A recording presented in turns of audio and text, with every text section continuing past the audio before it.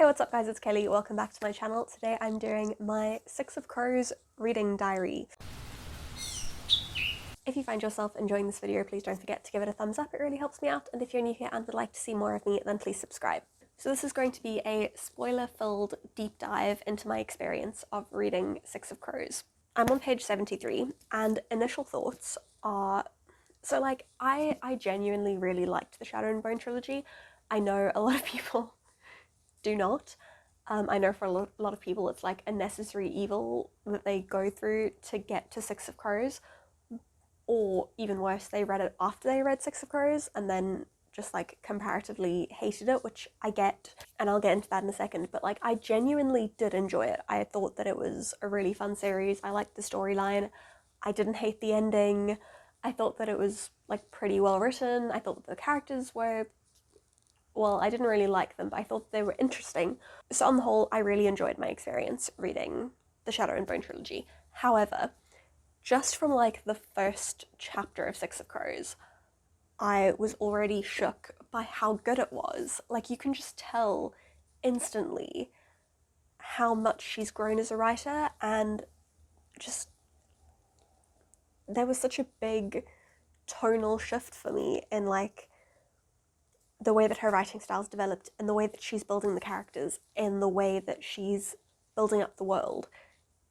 It's just like next level quality, which is why I fully get that if you went into Shadow and Bone after reading Six of Crows, it would have been a massive disappointment, because this is just so much better. So far, I'm really enjoying it. I've only met, of the crows, I've only met Kaz, Inej, and Jesper. They've started talking about Wylan. So I would say I've got to know Kaz like the best so far. I've got to know Inej a little bit, and Jesper's just kind of been there, but just like that confrontation in the first chapter was just god tier, and I felt like was such an amazing way of introducing Kaz as a character and just like all his eccentricities. Yeah, just that whole opening scene, I was just like blown away by, because it was just so good and it was so clever and was such a good setup for, I think, everything that's to come. Kaz Brekker, what a little shit. He's just like this precocious 17-year-old who somehow found himself as the head of a gang. I believe it because I believe this character. Like, the character's so well written that I believe that this 17-year-old nothing is running like the biggest, most dangerous gang in Ketterdam. I believe it, but when I think about it too intellectually, I'm just like, how? You are not 17. So I'm really enjoying Kaz so far, like so much. And because I know I know where the relationship between him and Inej goes, because I live on the internet, it kind of sucks that has been spoiled for me, but also it is interesting seeing their dynamic and knowing that it's going to end in a relationship, because I think from the get-go you can definitely pick up on their chemistry, and I would have assumed that there was going to be a relationship happening, but it's just like, it's interesting seeing the little hints of like the way that they feel about each other but aren't really ready to admit to themselves. Going back to Kaz being a shit for a second, I don't understand how he's survived this long, genuinely, just because I'm shocked that he hasn't annoyed someone into murdering him. Like, his whole interaction with Vanek, I was just like, this man could just shoot you, and I wouldn't even blame him, to be honest. So I'm thoroughly enjoying that. I'm enjoying the banter. I'm enjoying just everything. Loving it. So we've just met Nina, which every time one of those like witch Grisha character things goes round, I obviously always share them because I'm a sucker for a trend. And I've been told multiple times that I give off Nina energy. Is it just because I look like I like cake? Maybe. But it has made me very interested to learn more about her character, so I am very glad that I've met her and that I'm getting some stuff from her perspective. And also, I'm very intrigued to find out what got Matthias landed in prison. I have so many questions, and I need answers. They're at the Hellgate, like, watching the gladiator situation thing, and Nina's just had the flashback of, like, how she met Inej, and now she's, like, watching this hell show going on, and she's like, Matthias doesn't fight in this, does he? And she's getting really upset with Kaz because he's being, like, so cold and detached and whatever, and Inej is, like, trying to calm her down, and I'm getting such good vibes already from this friendship. Like, we love a good female friendship, and I'm here for it.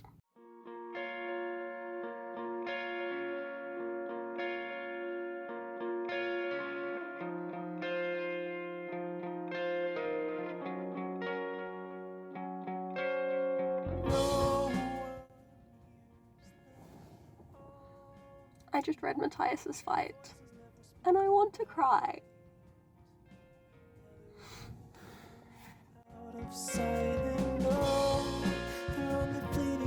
Whispers and the creeping little shivers, and they're sleeping till the sun burns out.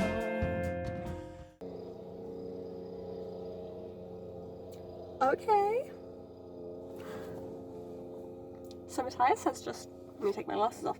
Matthias has just tried to choke Nina, and like, so this is the thing about spoilers, is I know that Matthias and Nina end up together, but like, how? So I know that he was a witch hunter and that he was hunting her, and like that's how they got to know each other.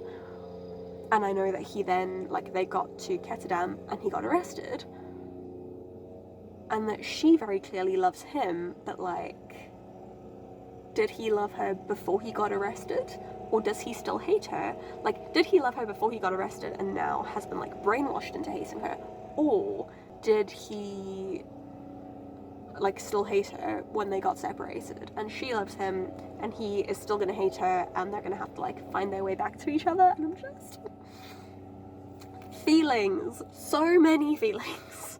Okay, he loves her, he definitely loves her, right? He just doesn't want to love her out of like a sense of duty, because in the bad dreams he kissed her, buried his face in the sweet hollow of her neck.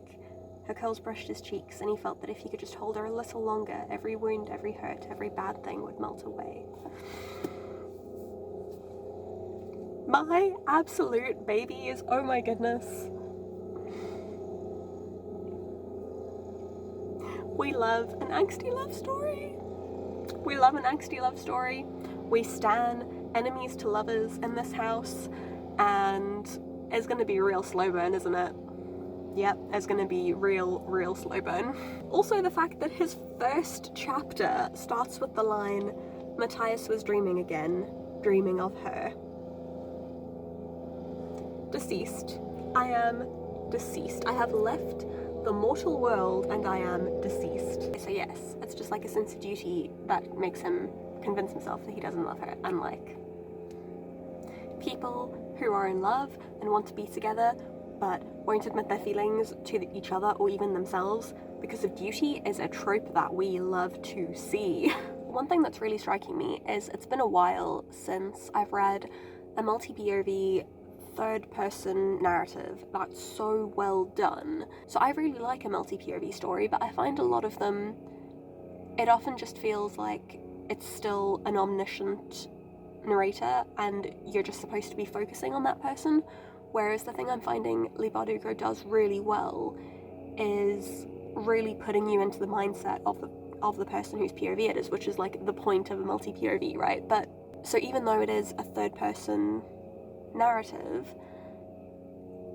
I still feel like I'm currently reading Matthias's chapter, and like the way that Nina is represented in this chapter versus how she was represented just a chapter ago when we were following her perspective, it's such a contrast, and she does that so well, where when you are in a character's point of view, you really are in their point of view. It's not just like, oh, this is a Matthias chapter, like this forms part of Matthias's story. No, I am in Matthias's head 100%, even though the pronouns being used are he and not I. And yeah, it's just, that's being done so well. Like, the voices for each of the characters' perspectives are so strong, and it's so good. As a good little Catholic girl, love the fact that all of Inej's daggers are named after saints. One day when I get a dagger, I'm gonna name it after my favourite saint. I love this. I love her. I love all of them. So good. Even Kaz had forgone his immaculately cut suit in favour of a bulky wool coat. The thick sheath of his dark hair was combed back, the sides trimmed short as always. He looked like a dock worker, or a boy setting sail on his first adventure. No, he looks like a fuckboy. That is the fuckboy haircut. And I will hear no different. Kazbrecker is a stupid, stupid boy, and we love him. I protect my investments. Another thing that I really love about the Grishaverse, like, obviously Leigh Bardugo brought religion in quite strongly, and it would have been, I think, very easy to make that, like, purely, not an aesthetic thing, but, like, just, like, part of the world. But I love that it does actually impact these characters' lives. So, like, as Inej is busy stabbing people, she is offering up prayers to her saints, and she's like, oh, I'm gonna have to do a shitload of penance for all of the people I'm busy murdering.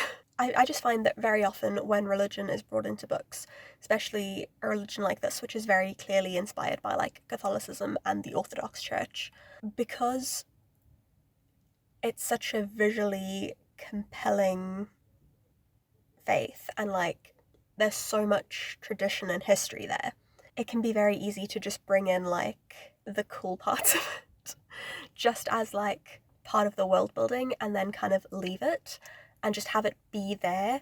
And I like that it genuinely is, like, part of these characters' lives. They're not just like, oh yeah, like, I pray to the saints, and so I keep a book of the saints with me. Like, it's part of everything that she does that's, like, in her mind, and she's thinking about that. And I just think that that's a really great detail that isn't done enough. I find that religion is often just used to add another layer to the story, but it isn't actually worked into the story, and I'm really appreciating that. Inej and Nina's friendship is my everything.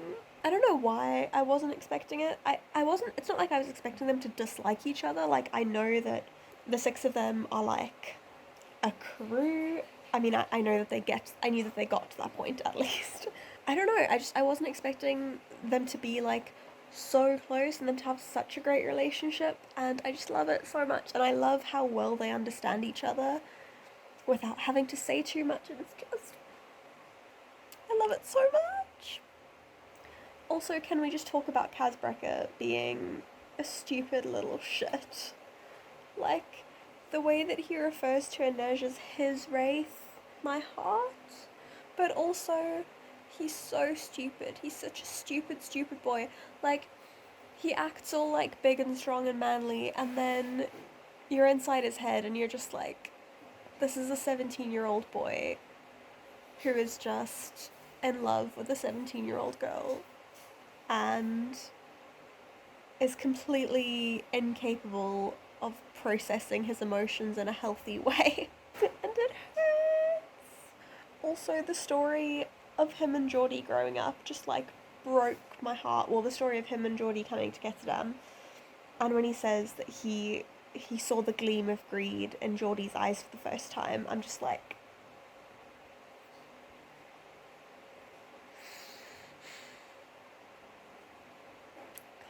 I cannot. This boy will be the death of me, honestly.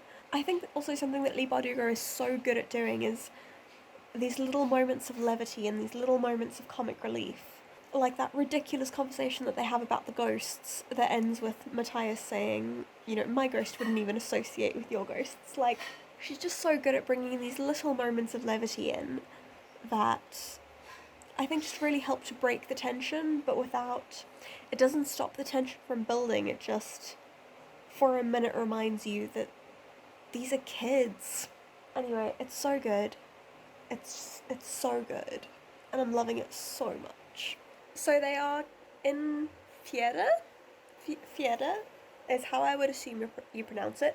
Like, Matthias is finally starting to warm to them, although he won't admit to himself that he's warming to them. Like, he's just, like, being a little mother hen, making sure that they're looking after themselves, making sure that they're putting their ice goggles on, and I love it. Why am I incapable of taking any character seriously? He's like this giant, hulking Iceman warrior, and I'm just like, Squishy Cinnamon Roll is making sure that people have got their coats buttoned properly. I have severe psychological issues. We love that despite the fact that he is completely incapable of dealing with any of his own feelings, I was going to say romantic feelings, but just like feelings in any way, like Kazbreka is severely emotionally stunted, we know this, but just like always playing matchmaker, you know, smushing Jesper and Wyland together, smushing Nina and Matthias together, like one would think that he planned this entire heist just to make the pairings get off. I know that it's basically like Inej's entire purpose to notice tiny details, etc., but like, they've just got into the wagon and Kaz has fainted and she noticed because she was like paying attention to his breathing and shit. People noticing every tiny detail about their person is like my everything. Anyway, now I'm just like, why has he fainted? Has something actually gone wrong? Is this because of some of his like severe childhood trauma and this is some PTSD that's coming through? Or is this all part of the plan? Could be anything. Boy's batshit crazy. So I'm gonna go read and find out. Then you're gonna scream and shout.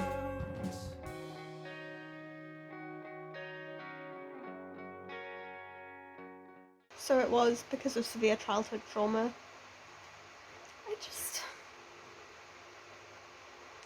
My heart just breaks for this little boy who had to use his brother as, like, one of those little kicky boards that you use when you learn to swim so that he could survive. He used his dead brother's corpse as a floaty device. Like, no wonder this boy is the way he is. When Jesper says no mourners and Matthias says no funerals, my heart. He's still a stupid, stupid, stupid boy for not telling her that he loves her, but like,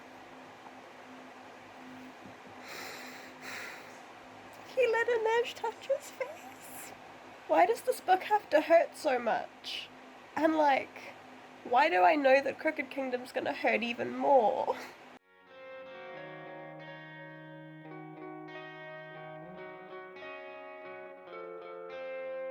Hold your breath and count to 10. Remember that it's all in your head.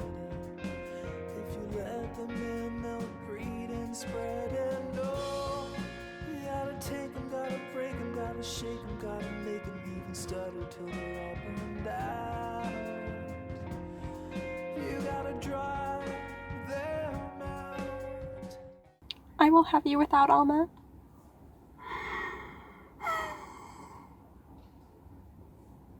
They're still hurting me, but like, it's so good. You gotta take them, gotta break them, gotta shake them, gotta make them even stutter till they're all burned out. You gotta drive them out.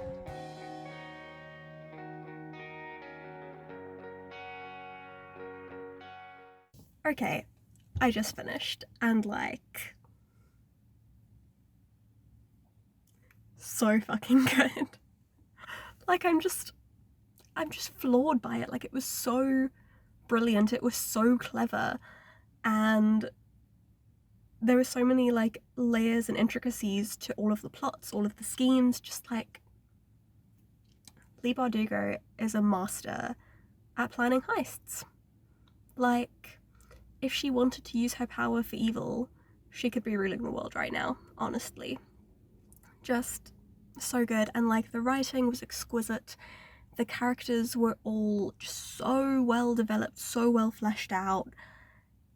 Like, in every technical aspect, it was amazing, but also was just so enjoyable. Like, it was so much fun, and it was so emotionally intense, and it's just,